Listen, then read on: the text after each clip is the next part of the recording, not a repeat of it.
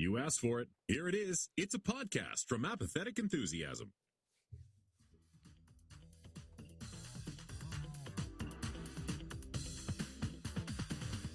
Coming to you live from the Season 6 premiere of Season 6.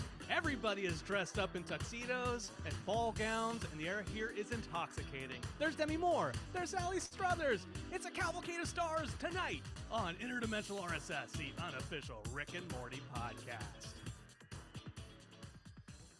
Woo! Hello, everybody. I'm Travis. Yeah, I'm Brandon. It is crazy out here in Hollyweird, California. Travis, I noticed that you just came back from vacation, so of course you don't have your Sunday's best on. I understand. No, it's Tuesday. We're not even recording on the right day. You should have picked up at least a tie to put on that t-shirt. I went for a crew neck sweatshirt because I didn't read your intro before we started the show. You know what? You keep people busy. I'll be right back. All right, sounds good. For our audio listeners, what you're missing is I have a background of the Oscars, and I am wearing a button-up shirt with a very, very hastily tied together tie. It's a single Windsor. It's very half-assed. You don't have to do anything, but it was all just a gag in order to try to make Travis feel bad about himself. There we go. He changed his shirt. Now he has a tuxedo t-shirt. We all feel better about it. My only concern is people seeing me change in the reflection of my pop vinyl cases, but I'm sure it's fine. I'm sure it's fine. Like, why'd you change your pants too? I wasn't wearing pants, Brandon. Welcome everybody to Interdimensional RSS, the official Rick and Morty podcast. Hope you are enjoying the return of season 6 as much as we are. This episode brought to you by whatever cheap beer Brandon's drinking. Not a sponsor. But we are back, and we are recording on a Tuesday because I did just get back from vacation. But if you want to figure out when we go on vacation or whenever we're doing anything else, make sure you're following us all over the internet. You could follow us on Twitter at Rick and Morty Pod, but that may not be necessary for much longer. You can also follow us over at Facebook, facebook.com/Rick and Morty Podcast, or over on Instagram, Rick and Morty Podcast. That's probably the best place. Did you do all these while I was changing my shirt? I don't know. I don't know what you talked about. No, I didn't do any of these. No. Okay. No. I feel like I would have stopped you if I'd done them before, but I don't know. I don't know that you would have, Brandon. I don't know that you would have. Anyway, you can send us an email, rickandmortypodcast@gmail.com, or keep up with us over on the subreddits, rickandmorty.reddit.com, or our subreddit, rickandmortypodcast.reddit.com. We have a website, rickandmortypod.com, where you can get this show, check out all of our episodes. As I mentioned, we're live right now over on Twitch, twitch.tv/Apathetic Enthusiasm. If you want to follow along, you can follow there. Get notified when we go live. Also, you can get pre-recorded video versions of our episodes whenever possible over at youtube.com/Apathetic Enthusiasm. Finally, a big shout out, thank you to everyone at patreon.com/Apathetic Enthusiasm, everybody that supports us over there. Thank you for the show. Thank you for supporting us, being great. Brandon, it seems you've done a location change. You're no longer in the glitzy red carpet of the Oscars. What happened? No. I forgot my keys at my house, and while you were giving the social media, I drove all the way back to my house to get the keys to the Oscar statues. They're waiting for me there. That's what the keys are, right? Because I got there. I drove. Yeah. It's a whole thing. But yeah. Welcome back, Travis. You were on vacation. You got back just in time for the just a day or so late for the premiere of Rick and Morty. You were at Disney World doing Disney World-ish type things. I am the resident Disney adult of this podcast, and yes, I took my family to Disney World for far too long and spent far too much money. But we had a great time. It was great. And I don't think it's a coincidence that Bob Iger is now back as the. Listen, I want to get ahead of these rumors. I want to squash these before, all of the Twitter posts start piling up. Yes, I went to Disney World.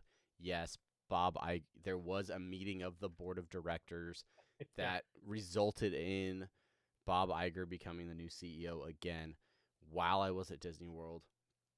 Are these events related? Are they connected? I don't think that's anybody's business, and I think we should move on.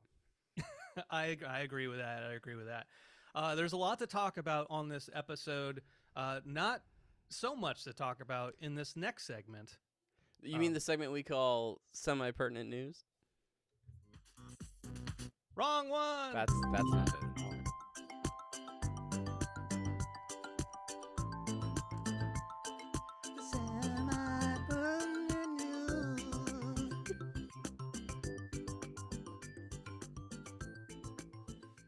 Love it.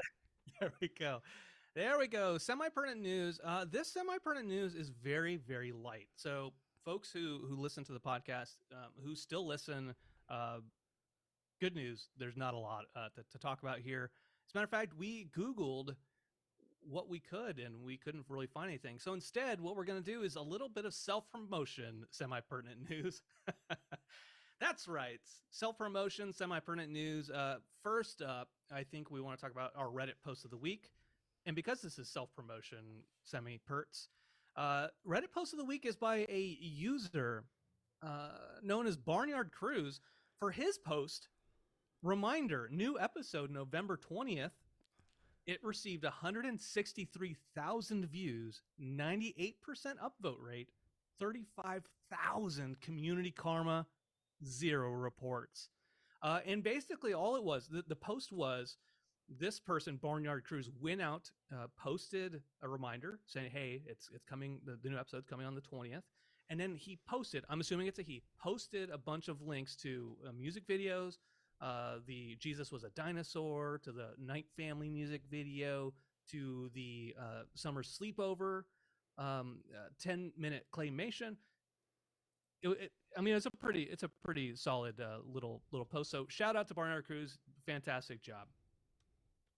Over to you, Travis. Barnyard Cruise. Why does that sound familiar? It's weird. Yeah, congrats on all the internet points, Barnyard. For whatever you did there. Good job getting people pumped for the return of season 6. Yeah, that's all the semi-perts we have. I mean, I guess if you're not a subscriber, maybe you're just stumbling upon this episode. Maybe you missed our interview in our last episode with Sarah Chalk and Chris Parnell. Definitely take a chance to go out there and listen to that. It was an honor and a privilege getting to sit down and do that interview. So yeah, if you have missed that, I would say maybe go listen to that episode. Yeah. That was a lot of fun. That was a lot of fun. It was great to talk about it. When we recorded the episode, we did the interview. We did the envelope, so the beginning, the intro, and the outro for it. And I don't think that you and I necessarily had a whole lot of time to process how cool that opportunity was, because then I jumped right into getting into editing, cutting out a lot of the frequent and over ahs, likes, etc. Trying to get just the most succinct and good version of the interview, and looking back on it now, like we're cream of the crop. That's right. A little cream cup, put it over our head. So that's the creamiest podcast we've ever done, for sure. Anyway.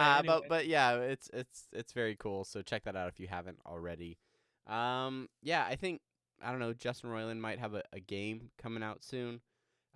Grumpy Shih Tzu just subscribed for 9 months with Prime. So big shout out to Grumpy Shih Tzu over on Twitch. Rad. Thanks for being amazing. Woo! Thanks, Rad Black. Woo! Yeah. Okay.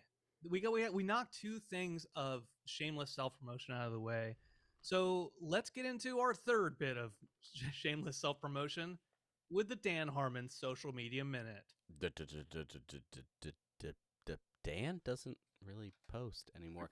That's right, folks. Dan Harmon's Social Media Minute, same as the last episode. So I do, as I do every time I try to prep for this show, I go out and check out the best that Dan has to offer over on his Instagram, and awkwardly enough, he hasn't posted since October 23rd.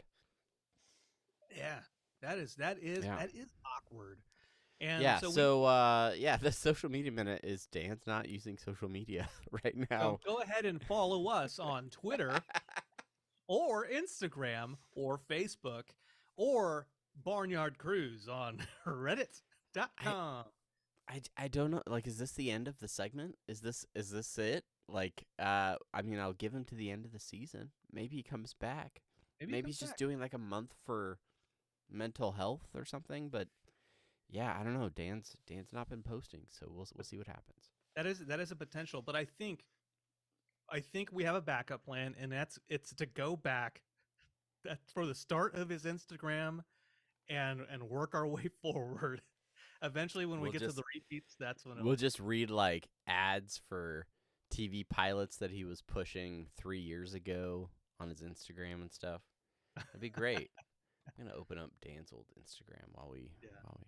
Actually, I mean, as much as we would love to do that, we actually have a very dense, a very complicated episode to get into. So as much as we love getting into semi-pertinent news, and we know you all love it because you post the time that it ends all the time in the comments on our YouTube videos, let's leave the semi-perts behind and hop into our favorite segment, and that is the main thing.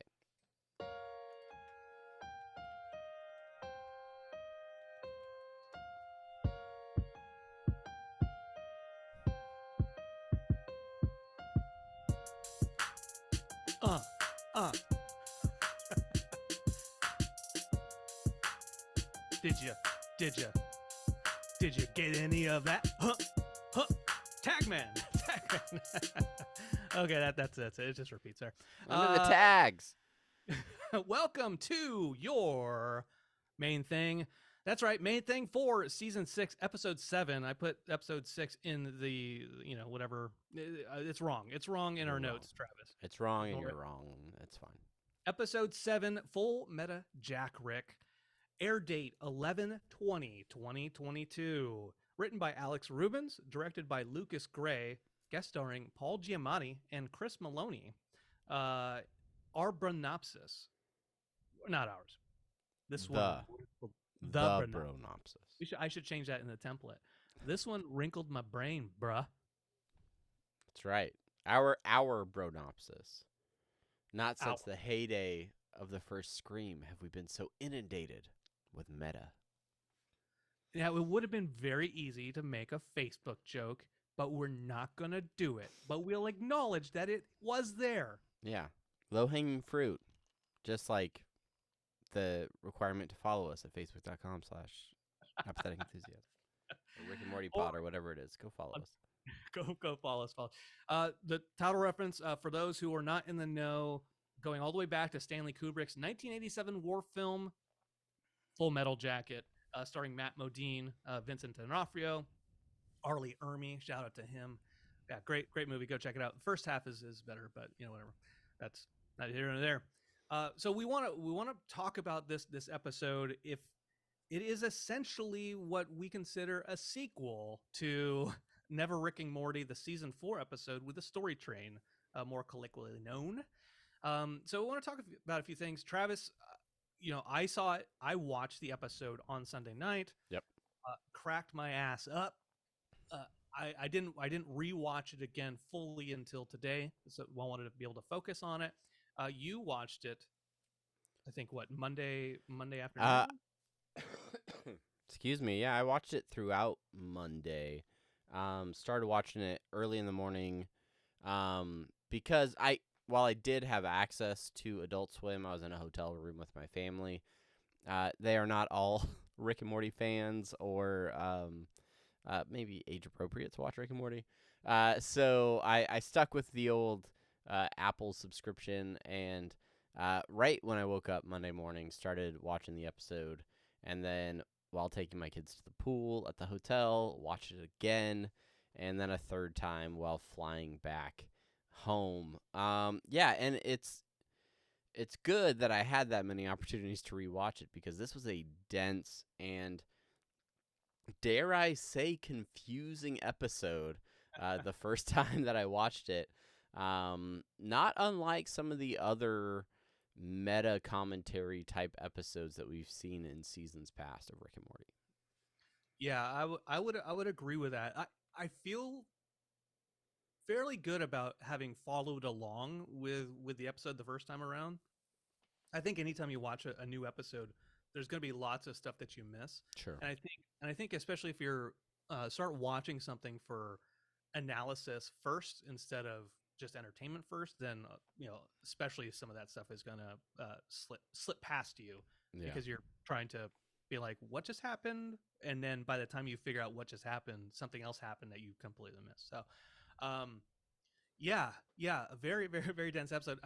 Here's the thing about why I'm dressed like this, Travis. I didn't think about this until right now, but it's because part of the episode, a lot of the episode, is there's more of an academic slight to it from a writing perspective, and so I wanted to, be an adjunct professor, looking for my tenure and talk about this just for a little bit. So we'll get into that.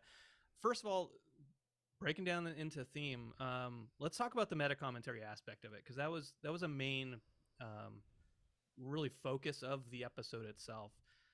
A story about storytelling, essentially, and as we said, a sequel to Never Rick and Morty. What were your thoughts from that perspective?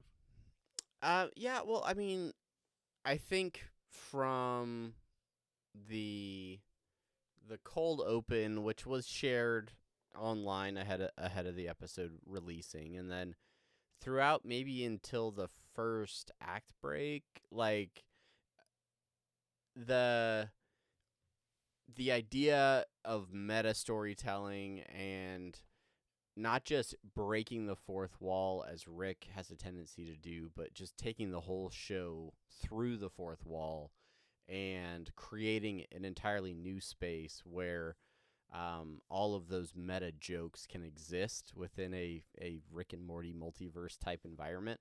I thought it was a really interesting idea. I did find it to be a little overwhelming to consume, even not just from an analysis standpoint, like for podcast watching, but also just from a viewing standpoint. Like, okay, what's going on? I think I have a tendency to try to understand the rules of whatever world we're in really early on. And so whether that's a Marvel movie or a Rick and Morty episode, okay, what are the rules of this multiverse? How does it work? Why are they going through a blue rift looking portal instead of a standard green swirly portal? What exists here, what doesn't, what are the stakes necessarily, because they're not in the real world, so to speak. So those are some of the things that I was sort of wrestling with, while also laughing at a lot of the humor and the one-off jokes that they were throwing with all of those characters. Yeah, I do want to mention just briefly, talking about like breaking the fourth wall. I do know that they step into the portal, they come towards us, essentially the audience, and they're coming in and they're breaking fourth wall. But the world that they go to is not our world. Right. It's not. And I guess, sorry, She-Hulk spoilers. If you haven't watched She-Hulk, hit the skip 30 seconds button now. But the way that She-Hulk's finale sort of or did that, where that felt much more like stepping through the screen as opposed to this just stepping into like a parallel universe in Rick and Morty. Right. I think part of my confusion, I think, in the episode, and I think I would go along with a little bit of confusion for the general viewer when they meet Joseph Campbell and then previous Leon makes it so Rick comes up with that instrument to get him back through the credits, back through the title, and they come back into the real world. I think that's where it that's where a little bit of the confusion for me was, where I was like, okay, is that Rick and Morty's world that they're in now, or because there's a story train writer and writing an episode about the story train, but it's within the Rick and Morty universe. So there's a little we yeah. It's the I'm with you. I'm with you, and it's a little off. It's a little off, but I don't know. For the most part, I think the episode works, and That's a my lot of biggest the critique, ideas that they. What's that?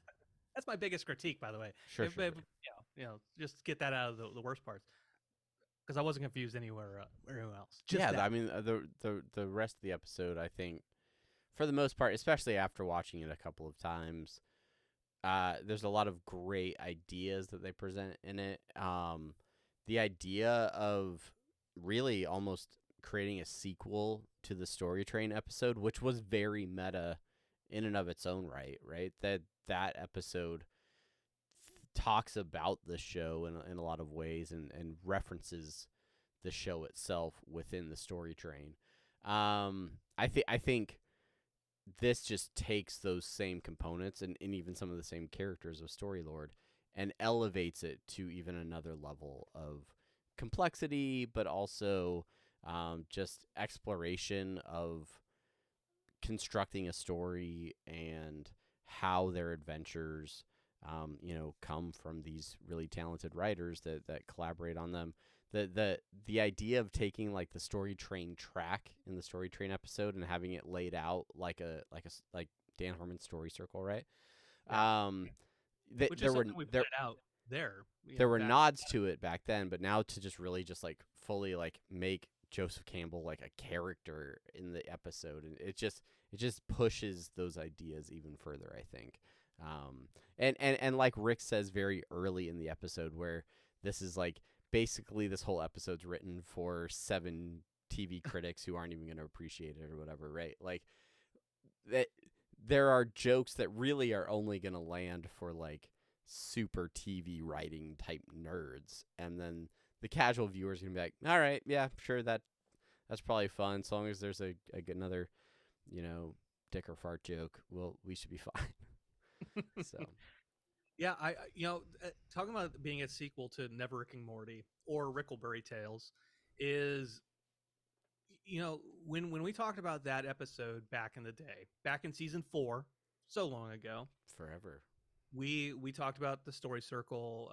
We talked about the implications of what that episode meant, and originally, like, some folks were being like they hate the audience, right? It's like they're critiquing the audience. We had talked to Scott Martyr, the executive producer, one time back then, and we asked him about Never Rick and Morty and that criticism or their thoughts on it, and basically just like confirmed with him that, well, it's not necessarily that we're critiquing the audience, or we're saying like fan power has something, and Yeah.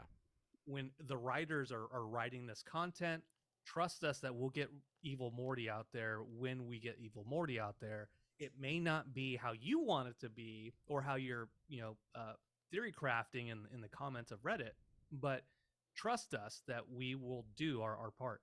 And I made a comment in Reddit the other day about this, and it occurred to me, obviously, the biggest example of that is Star Wars, and Emperor Poopy Butthole is in one of like those big scenes where you see the Meeseeks, you see the Zorps, you see Evil Morty, and you see Emperor Butthole, right? So yeah. another kind of call out to Star Wars. Now, that was Never Rick and Morty. Now we go into this episode, and it feels much more like talking about the writers themselves, not focusing on the audience. Like, yeah, okay, like fourth wall breaking, that type of stuff. No, it's the art of storytelling and the creativity, coming up with content and writing, leading off into like the very end speech with Morty talking about you're only proud of your creation success because you want to be creative, but it doesn't happen through gimmicks, technology, or distribution. It doesn't even happen through work. I mean, that's basically the moral of the story. Yeah. But yeah, so those are the differences to me.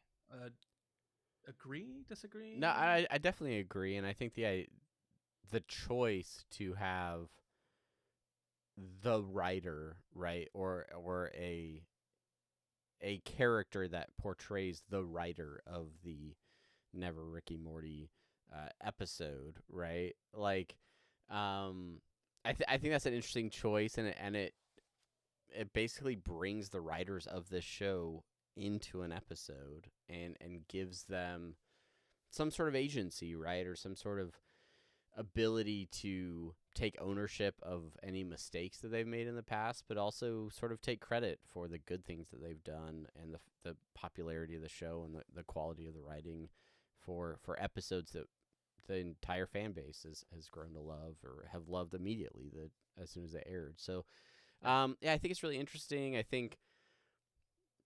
And I want to mention, you pointed it out to me. It didn't even really occur to me. I didn't see if you put this in favorite bits or anything, but the fact that the writer's name is Jan, Yeah, which is like Dan.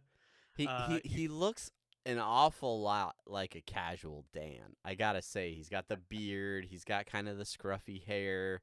Obviously, he's got like blue skin or something, but he's got like some glasses, a sweatshirt. I don't know. He's got a little bit of a Dan Harmon look to him. They named him Jan. Like, yeah, I don't know. It's just. And the writer of that Never Rick and Morty episode was Jeff Loveness, who did a voice in this episode. I don't know if he did the voice of Jan, but you take the J from Jeff. You take the J from Jeff. You take the Ann from Dan, and you get yourself a Jan. Don't know if is it coincidence? I don't know. We're not here to speculate, are we? Actually, no, we are.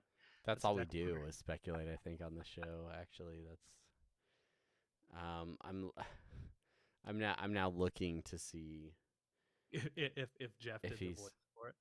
It's just all his writing credits for the show. Anyway, it's fine. It's fine. But it is really interesting how this episode, I don't know, it talks about how difficult it can be to be a writer, even on a popular television show, and how the first time we see this writer, he's struggling. He's holding a hot dog and trying to cook it with a lighter, right? And like it's just he maybe sleeps in his office, which we're not sure whether that's his office or his apartment by the time we were there. And but like I don't know, from a fan perspective, or if you don't follow the show that closely, or you don't follow the art of television making that closely, you may have a different assumption of what it means to be a television writer, or the prestige, I guess, that comes along with that, and how it could be very much a struggle or difficult to, I don't know, take your ideas and get them out into one of the biggest animated series on television. So yeah. This is a very quick aside, and I say very quick, which means it'll be about 10 minutes before I finish. But I watched the latest season of The Simpsons, which is the last 2 seasons of The Simpsons really kind of returned to form. You can critique me all you want. The Treehouse of Horror is just super good. Anyways, even I watched it. It was great. There was an episode where Krusty becomes a daytime talk show host, and Marge becomes the producer for it, and she is in charge of coming up with all of the ideas for all the gimmicks that Krusty has. And she starts very, very like, woo, yeah, like excited, putting ideas, and then she is just basically like run down into the ground trying to extract creative ideas out of her. Reminiscent of this kind of thought of creativity and like trying to come up with creative ideas. If you're trying to be creative, it's work, and you're as Morty says, it doesn't even happen through work. So it's closer to a mental illness, oddly enough. So, speaking of that, they do a lot of nods to, as well as direct references to sort of both Joseph Campbell's hero's journey concept, and which Dan Harmon pulled a lot of his story circle concepts, the way that Dan Harmon breaks any story that he works on. You can see this throughout his body of work on multiple series, to include Rick and Morty. But his story circle very much, derived from Joseph Campbell's ideas. And you being the film and television, connoisseur that you are, do you want to break down the aspects of this for those listening or watching, so that we can, you've switched from Michelob Light to what I can only assume is I don't know, Jim Beam or something. No, I finished my handle of Johnny Walker Red, and now I'm on to the good. Now I'm on to the good stuff. Yeah. Okay. Let's talk about it. So there is a study of how stories are built over the ages, right? Yeah. From anybody telling stories from early on in humanity's history all the way till now. There's this idea of the monomyth, of tropes, right? Any kind of tropes. Joseph Campbell is one of these guys that came out, studied the hero's journey, is what he called, and it looks like a circle, talking about myth, and what it does is it's basically, it's all about a journey. Like, somebody starts at a point, they reach the unfamiliar, they go on, they're not interested in accepting the call to adventure, then they accept the call to adventure, they go through some shit, and then they come back into a place of comfort. That is essentially what Joseph Campbell pointed out in his studies. That's what Harmon took on and made a more simplified version of it, but a more streamlined version of it. Sure. But that's exactly what Joseph Campbell is. So if you're wondering who the hell is this Joseph Campbell guy in the in this episode and why we care about it, it's because Dan Harmon has basically modeled his entire career off of what Joseph Campbell established. Yeah. And in so much so that Dan Harmon he obviously is doing the voice of Joseph Campbell in that, right? Yeah. Very, very, very very interesting for that.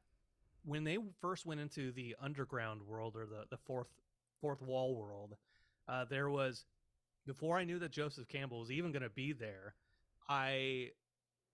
Morty walks past the trials, right? The path of trials. It's like a sign that says trials this way, right? Yeah. And Rick says, no, he doesn't go that way, otherwise he'd be the hero.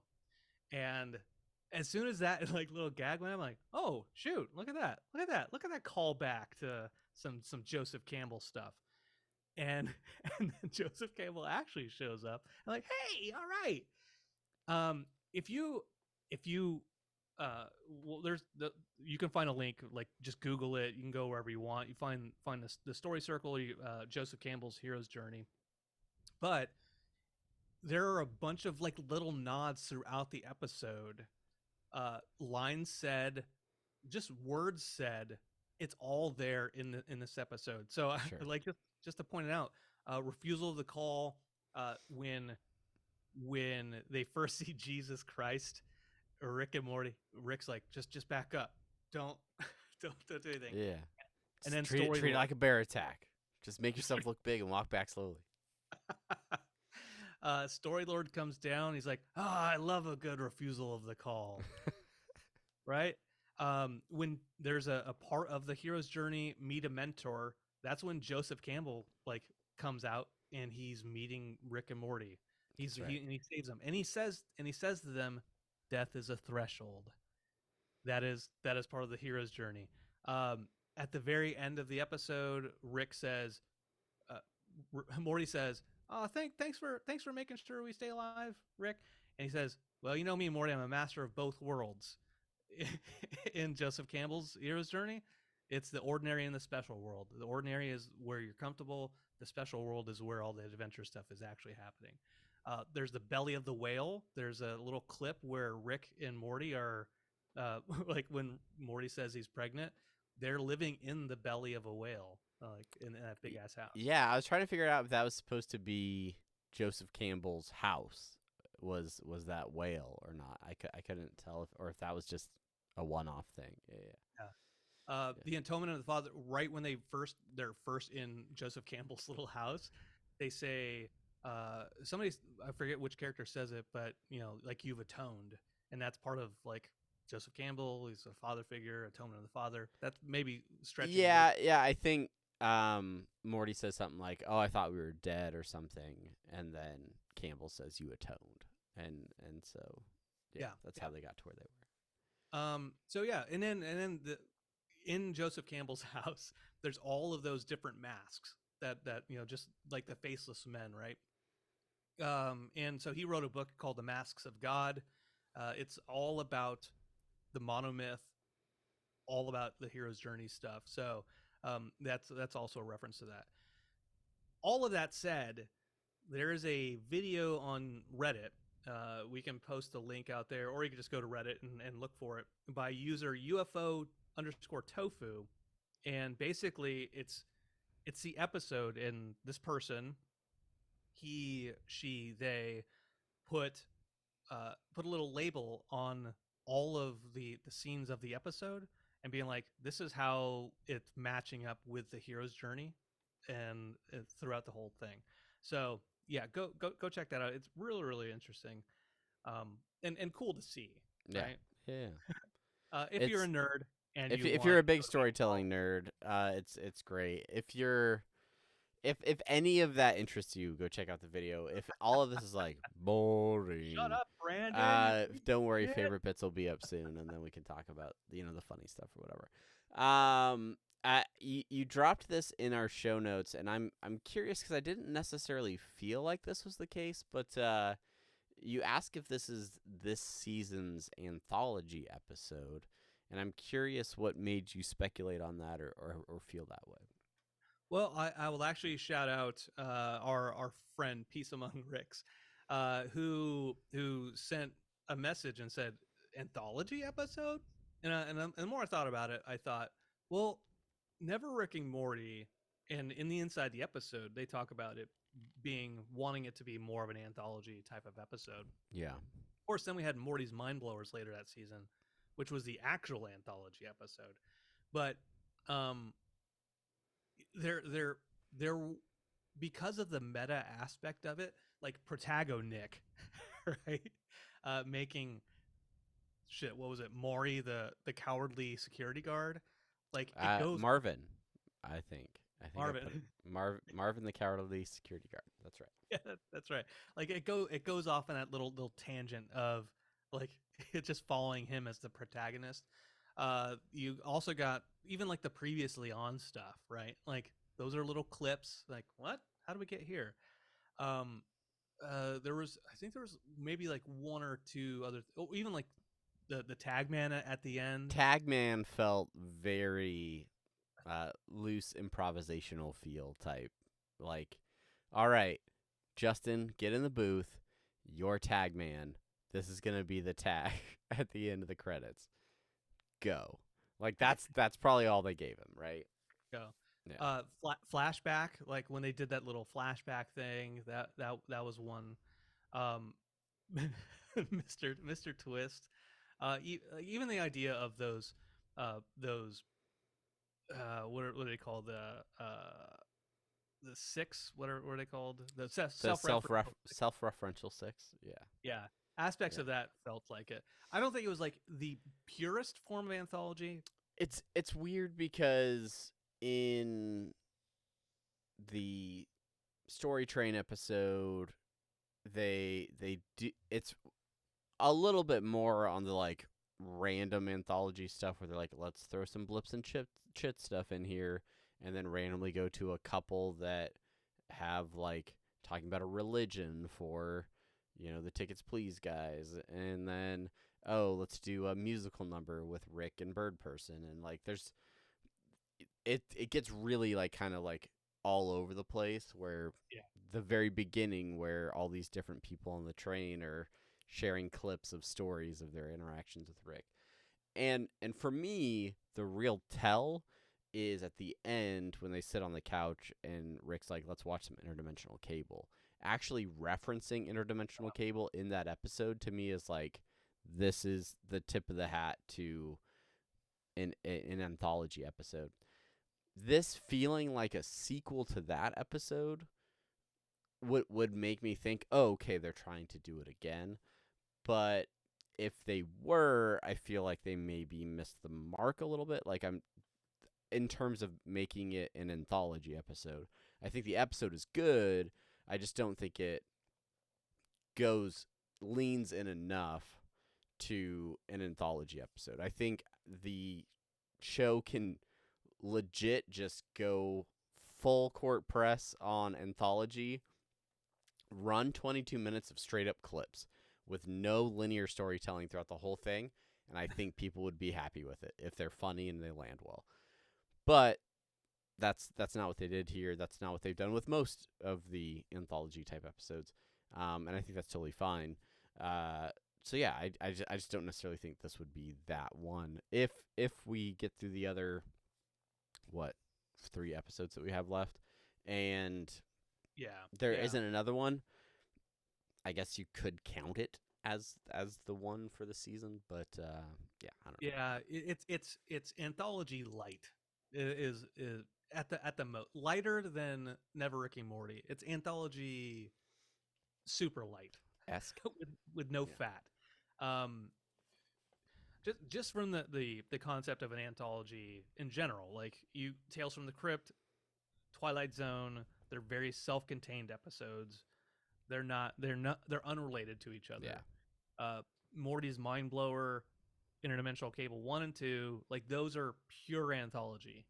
When there's just clips, right, here, there, and everywhere, then you're getting away from that concept of anthology. So, there are bits of it. I think the intro was the closest thing that we had to it, and then the random protagonist. Yeah. Anyway, which was one of my favorite bits, and I think unless you have other things that you want to explore over the episode as a whole, we can maybe dive into a few of these, and it'll shake loose a few other ideas. Let's do it. All right, let's do it. Let's get started with our favorite bits. Oh, we're not doing okay. We're not doing it.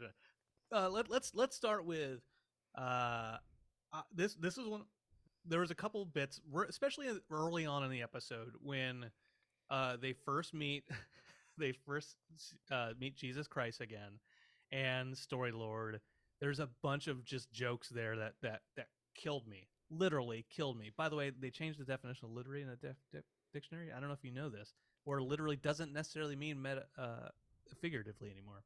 Okay, anyway, you can look that up on your own time. But the first one that I have here is when Rick's saying talking about the 10 Space Jam cameos. Each minute here is equal to 10 Space Jam cameos. So cheap. So cheap, and I love those Space Jam cameos.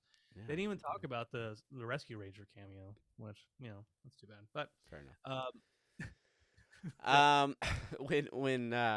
When Rick and Morty are fighting with Jesus, and Jesus banes Rick, and he says, "He baned me." This follows a joke where they're talking about Morty's talking about fighting Jesus, and said didn't South Park already do this or something? and Rick's like, that's the type of self-referential meta commentary that keeps us creatively honest, or something like that. And I love that. So cool. And the look on Rick's face, like just bloodied and swollen, such a good animation shot right there. Yeah.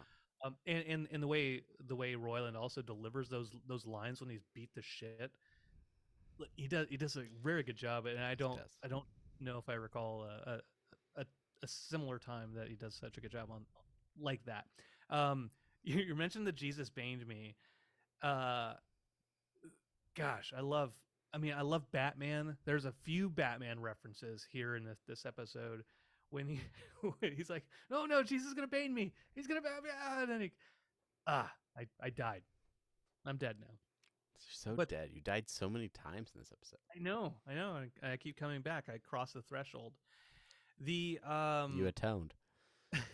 A little bit later on, I don't have it written here, but when they're in Jan's apartment, Story Lord is talking to Jan, and you see the thing about Goombi, and you see on the whiteboard it talks about Batman Poker, and and Jan is talking shit about, like, they wanted me to do this, they wanted me to do The Canterbury Tales, and then it turned into the poker episode from Batman. Yeah, Batman the Animated Series, which is such a great episode. I don't know if you've seen that episode. I think it's one of the few that I have seen, actually. Yeah. It's such a good episode. Shout out to Kevin Conroy, who that's right, but that's not trying to bring it down. But the voice of Batman for an entire generation, that's who it is, especially for us in our 40s. Okay. Yeah. Anyway, I- so I- when, oh god, Well, I was gonna say, going back and rewatching the Story Train episode and the way that it starts, like realizing how much it starts off as almost like that poker episode, or like, oh, here's all these villains that are gonna talk about their interactions, or here's all these different characters talking about their backstories with Rick. I'm like, oh, like it fall. The Story Train goes off the rails, so to speak, later on. But that introduction at the beginning, I was like, oh yeah, it does really kind of like start like one of those, I don't know, Canterbury Tales type situations. That's really interesting. yeah, so And cool. very meta again. Very meta. Batman Poker. Go watch it. Great show. What else? What else? The Butter Robot. Hey, Hey, he's haven't- back, and not any happier about his status in life. Nope, not. He's now the lever pulling robot. He's been retconned, so to speak. Okay, yeah. Well, I think that's a good segue into talking about the self-referential 6 plus 2 more. All Yeah. all of the names of the self-referential 6, like, so punny. That's what it was. Just how many different types of So we had Mislead, Mhm. obviously previous Leon, which was Course. not necessarily self-referential 6. He was outside the group or something. I don't know, because technically he was being brought there by Rick. Anyway, flashback. Continuity error was a particular stretch that I enjoyed. Protagonic, Mr. Twist, Rob Schraub lending his voice, and smash cuts to Mr. Twist. And then Bretcon, or is it Retcon? And then finally Tagman at the very end. Which what that Bretcon thing after Mislead previously, all of these where it's like they're forcing their way into finding a way for it to make sense, getting to Bretcon and Morty calling it out, like, well, why don't you just call him? What I love about that character in particular, for starters, it is like the most overpowered superpower in any sort of story, right? That's Where why you can literally change history by speaking it into existence. That's why they locked him into sports. Yeah, we're the opposite of story, right? Tell that to ESPN in 30 for 30. Anyway, yeah, like after Morty gets done talking about why wouldn't they just call Rhett is a name, why wouldn't he be Retcon? And then he's like, it is, and it always has been. And then from that point on, every character that addresses him by name calls him Rhett instead of Brett. Because, like, and then just the way that he uses that power to make coffee deadly, or nothing exists outside the fortress, or You never the had any fortress- bones. the fortress being orange. Like, it's just so random but hilarious to me. I loved rewatching that scene. It is so good. When I was watching it with Chelsea and my son, all of them made sense, right?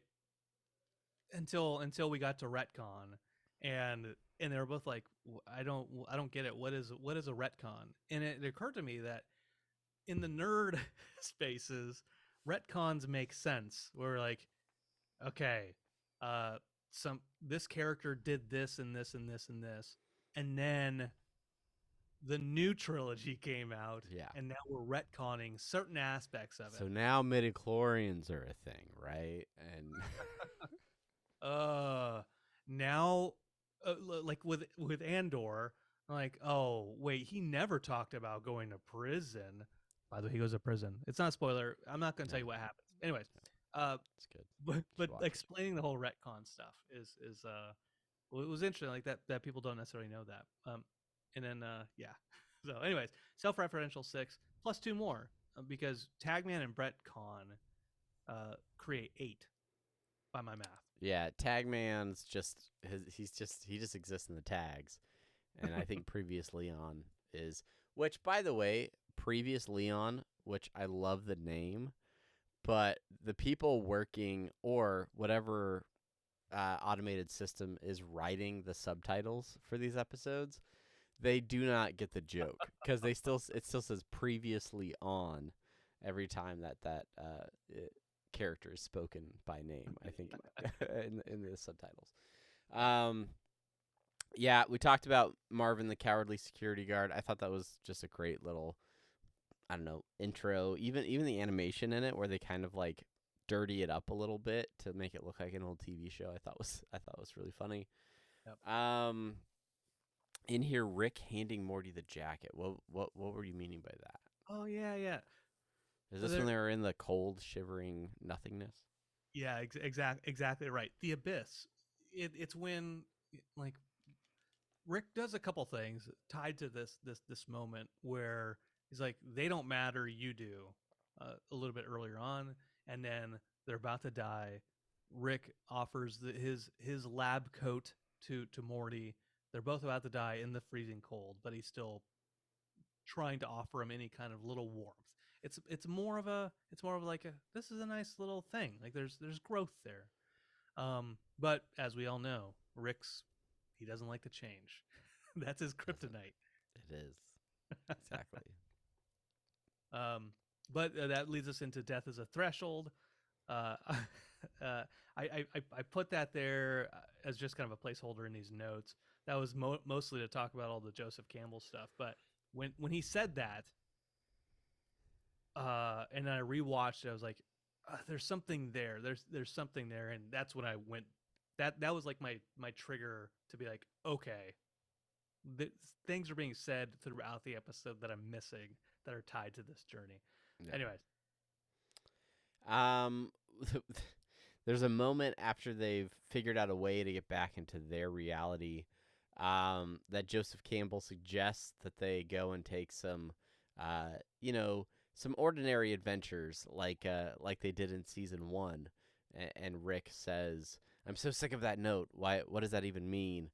To take it a step further, and I was talking to you about this earlier, the fact that Dan Harmon is voicing Joseph Campbell, who would appreciate, the types of storytelling that's being told, going back and saying, oh, change it and do something different in season 1, to Rick, who then has the response that I'm sure Dan Harmon himself has anytime he's given that note.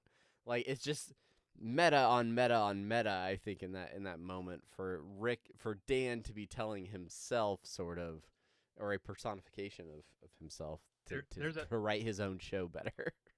there's a feedback loop there where it's gonna get so loud and squealy. But yeah, I thought that was you mentioned the thing that it was Harmon giving Harmon a note essentially, and then me pointing out that like the whole monomyth and Campbell's studying of classical storytelling and being like, hey, go back to the classics. Um, Yeah. which Harmon has never changed the way he tells. Well, I won't say never, but he doesn't change the way he writes stories. Like that is how the Rick and Morty's writer room goes.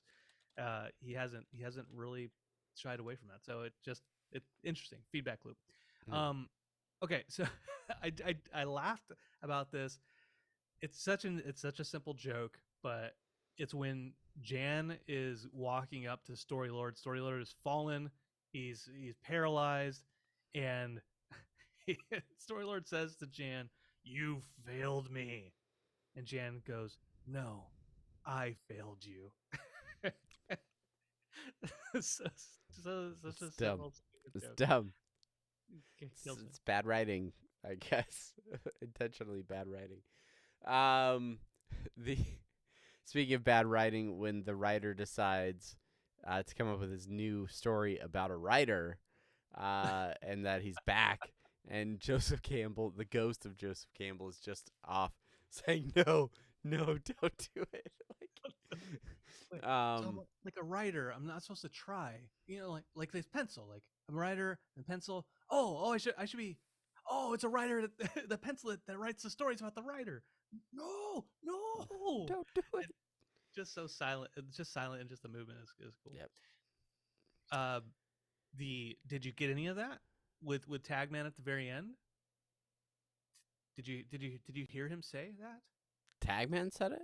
Yeah, Tagman says, as he's fighting, getting bloody and stuff like that, he says, "Did you get any of that?" As he's I didn't catch that. I need to rewatch. That's I will watch that right away. Because that's amazing. Another bit. The website actually works this time.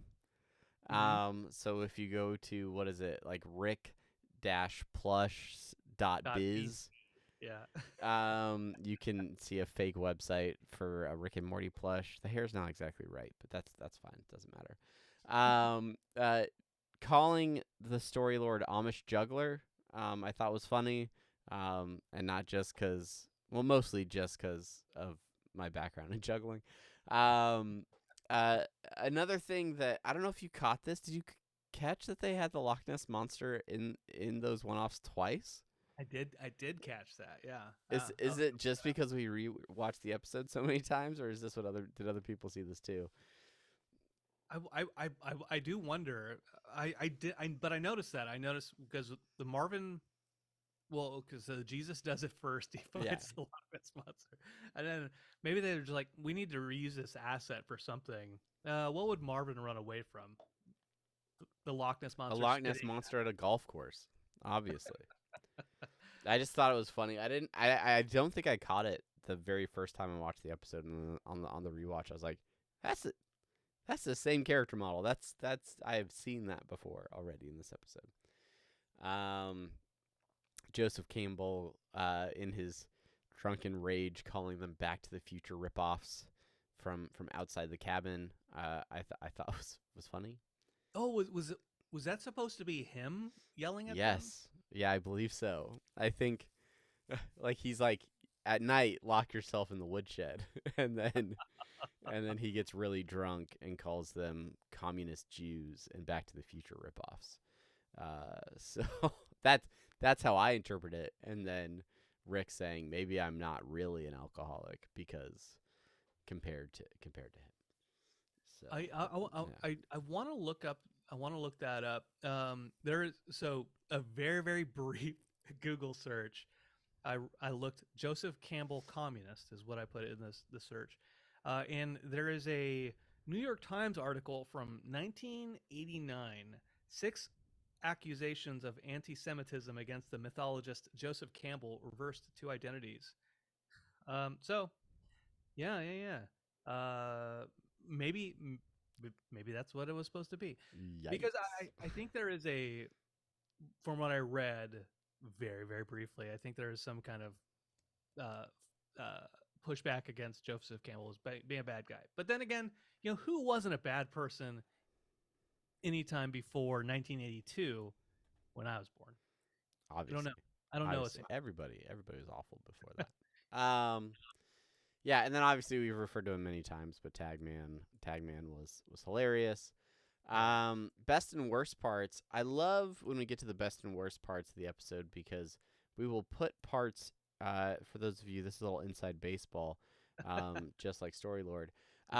We will write our show notes in a Google Doc separately, but we don't always talk about what the other person is including in the show notes. So whenever we get to best and worst parts, we don't always label them, so we don't know if the other person thinks this is a best part or a worst part until we actually record the episode. So Starting off with Deus Ex Machina, Chekhov's guns, gratuitous violence, ticking clocks. All of these things, did you find these to be a best part or a worst part? I'm guessing it's best. It is.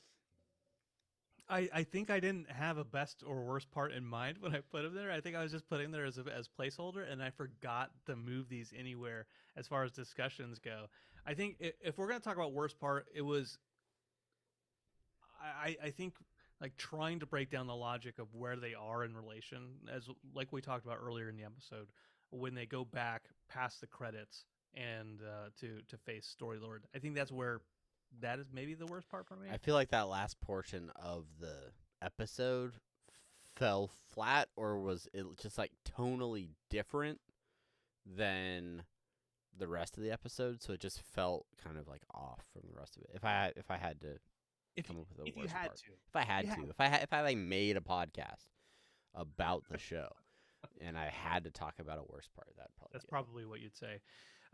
So the things you just mentioned, all of the Deus Ex Machina, et cetera, et cetera. I went through the episode, and when they first put on the glasses, these are some of the things that they see. Just these. Is that a reference to that movie that you always talk about? Deus Ex. Yeah, with the wrestler guy that has the glasses and could see. No, no. No, I mean maybe it could be. They Live. Yeah, that's what I was thinking. John Carpenter classic. Yeah. Roddy Piper and Keith David.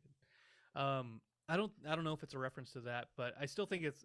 I went and I just listed all the things that I saw, cliffhanger, etc., etc.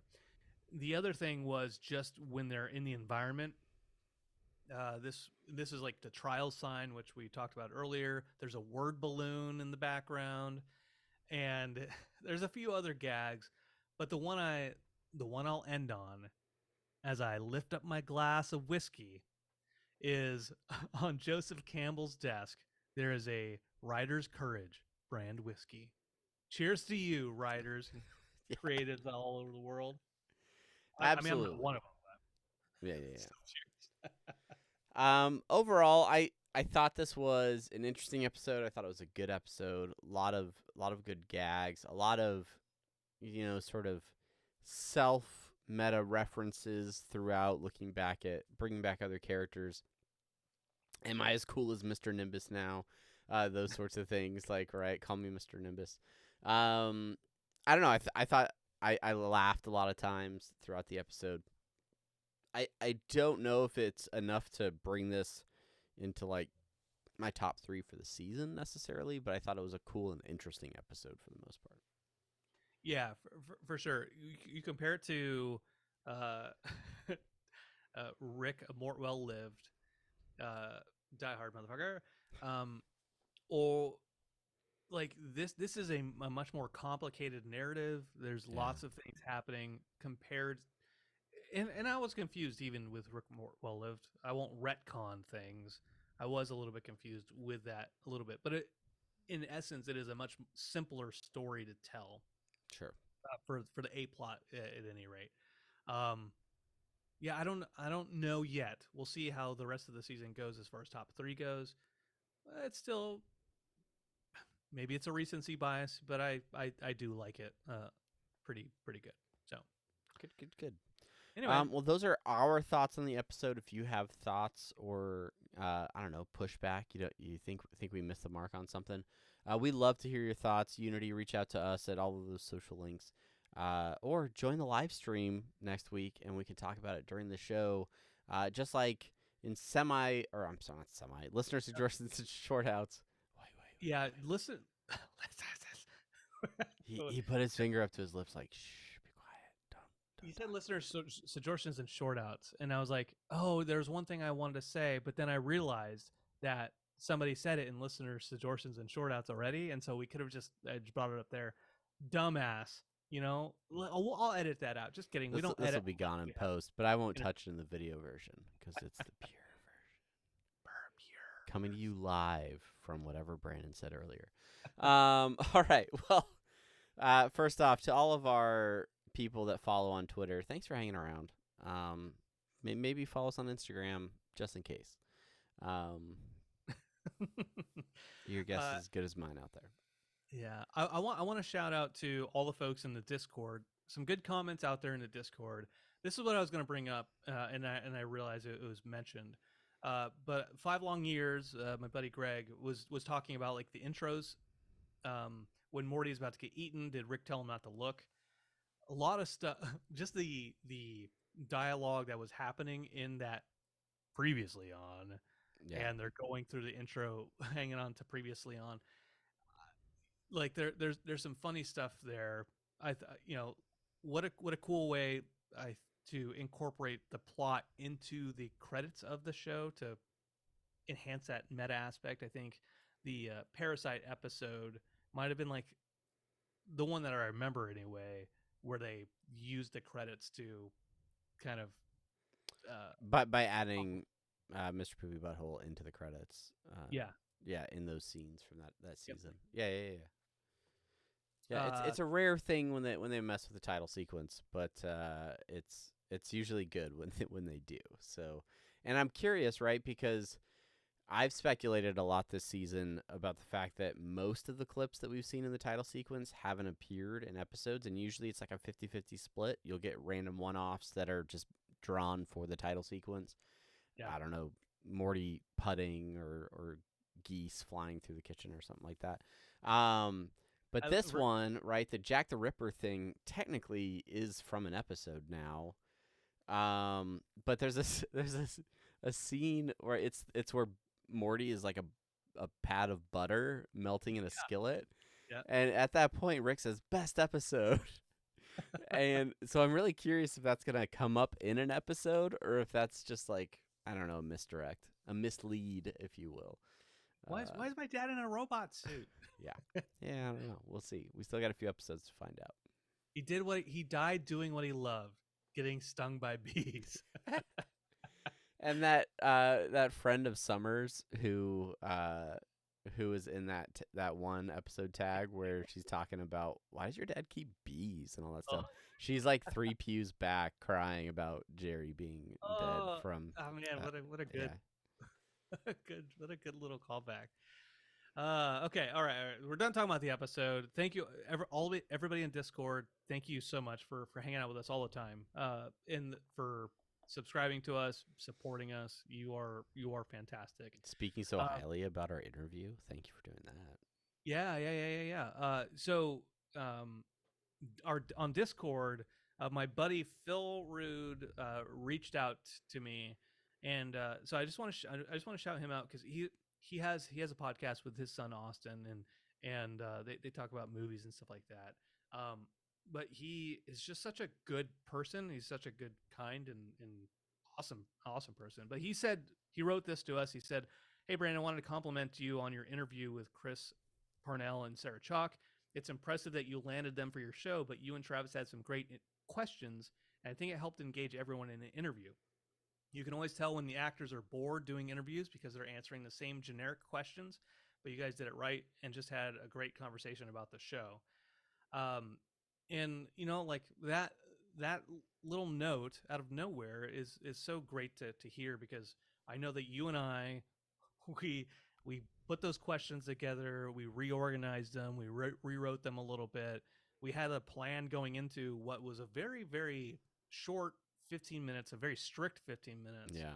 And just trying to make sure that both of them were involved, trying to get them to just have a conversation about the show, as they mentioned it there at the end. And I'm not going to say we're the best interviewers in the world. We'll never claim that. Definitely room to grow for sure. But thanks, Phil, for that shout out. For sure.